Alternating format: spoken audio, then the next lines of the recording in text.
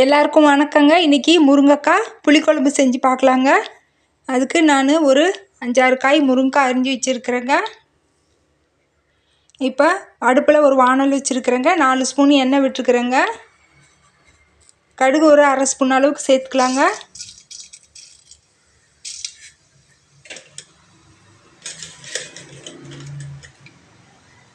வெந்தயம் கொஞ்சமாக சேர்த்துக்கலாங்க. ஒரு 1/4 ஸ்பூன் அளவுக்கு சேர்த்துக்கிறேங்க. சீரகம் ஒரு அரை ஸ்பூன் அளவுக்கு சேர்த்துக்கலாங்க.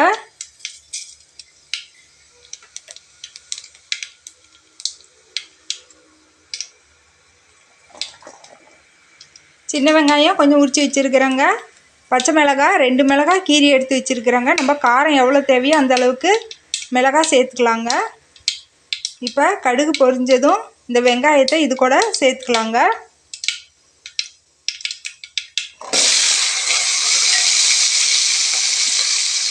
வெங்காயம் இப்போ வதங்கட்டுங்க. பூண்டு ஒரு 7-8 பல்லுக்கு உரித்து வச்சுருக்கிறேங்க.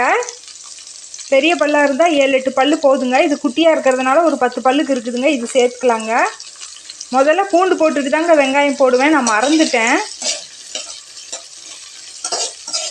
பூண்டு போட்டு பூண்டு நல்லா செவக்க வச்சுட்டு அப்புறம் தாங்க வெங்காயம் போடுவேன்.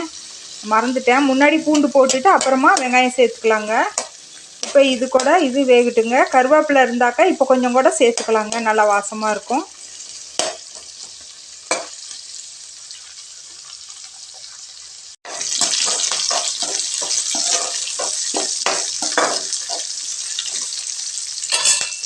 வெங்காயம் வதங்கிடுச்சுங்க. நான் ஒரு பெரிய சைஸ் அளவில் 3 தக்காளி அரிஞ்சு வச்சுருக்குறேங்க. இப்போ இது சேர்த்துக்கலாம். தக்காளி இப்போ நல்லா வதங்கட்டுங்க. எண்ணெயிலேயே கொஞ்சம் தண்ணி சுண்டுற அளவுக்கு வதங்கட்டுங்க. நல்லா தூளாக அரிஞ்சிட்டோம்னா உடனே வதங்கிடுங்க. இது கொஞ்சம் பெருசாக அரிஞ்சதுனால கொஞ்சம் வதங்க நேரம் ஆகுங்க. இப்போ மஞ்சத்தூள் ஒரு குட்டி ஸ்பூனில் ஒரு அரை ஸ்பூன் சேர்த்துக்கலாங்க.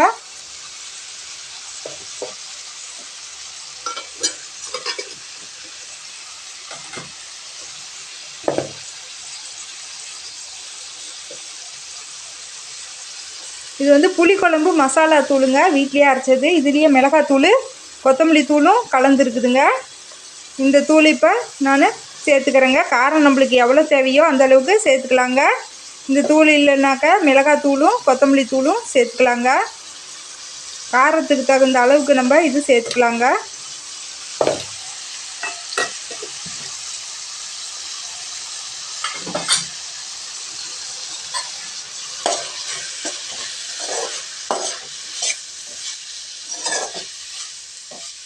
எண்ணெயில் பிரட்டிட்டு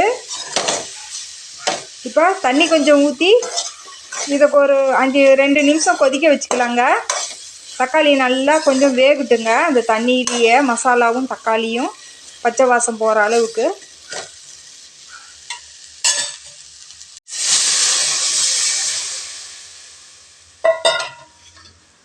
சும்மா கொஞ்சமாக தண்ணி விட்டுருக்குறேங்க. இப்போ இது கொதிக்கிட்டுங்க.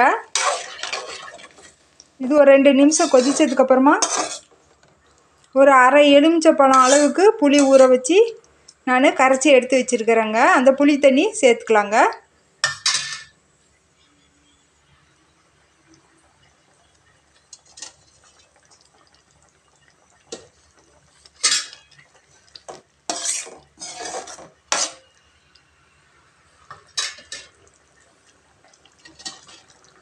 இப்போ 2 நிமிஷமாக கொதிச்சிக்கிட்டு இருக்குதுங்க.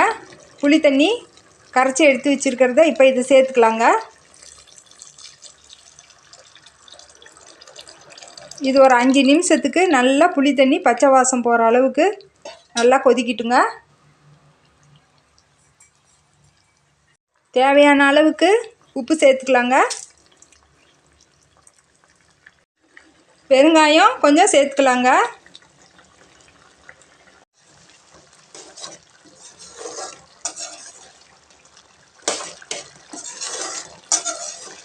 புளி தண்ணி ஒரு 5 நிமிஷமாக கொதிச்சிட்டு இருக்குதுங்க.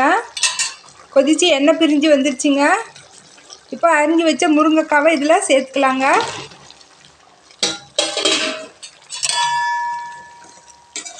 நல்லா கிளறி விட்டுக்கலாங்க.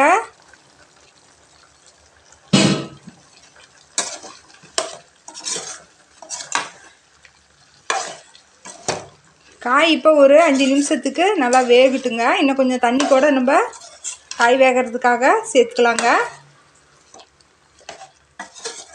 இன்னும் 1 டம்ளர் தண்ணி ஊற்றி காயை வேக வச்சுக்கலாங்க.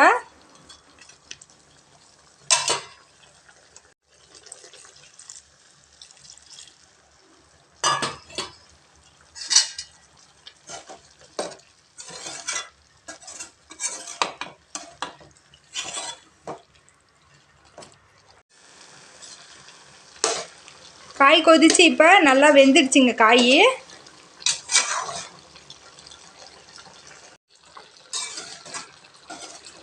காய் முக்கால் பாகம் நல்லா வெந்துடுச்சுங்க, முக்கால்வாசி.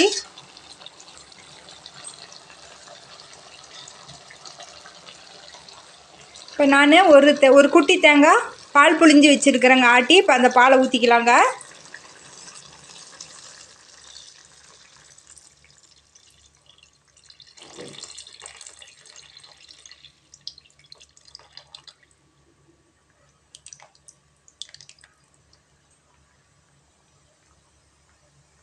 இப்போ கொத்தமல்லி தழை, கருவேப்பிலை கொஞ்சம் அரிஞ்சு வச்சுருக்கிறேங்க, இது சேர்த்துக்கலாம்.